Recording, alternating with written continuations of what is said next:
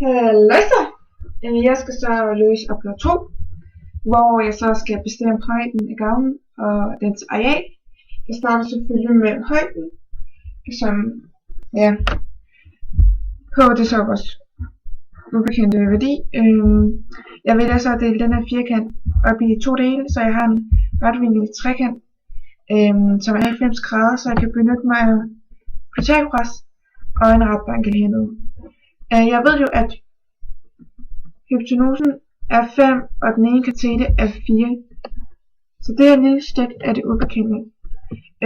Fordi jeg har valgt at bruge Inspire, så hopper jeg så alle de der mellemregninger ud.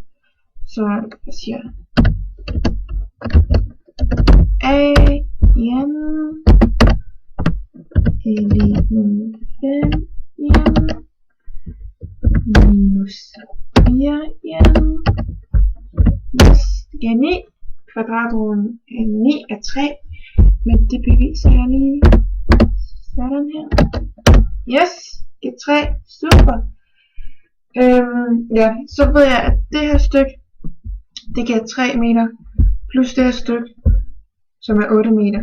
Og 3 meter plus 8, det giver 11, men jeg skal slå lige op. Sådan. Så højden af gavlen er 11 meter. Yes. Nu skal jeg så bestemme gavlens areal. Jeg har stadig delt den her figur op i 2 dele, så jeg siger 8 gange 4.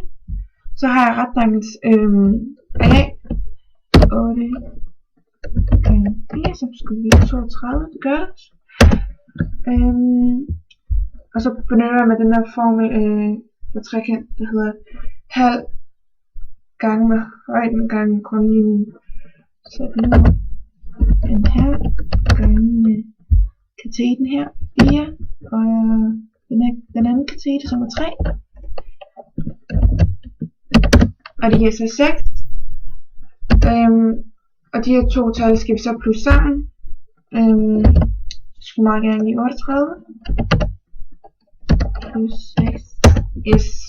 Og sådan har jeg så fundet gavlens areal, som er 38.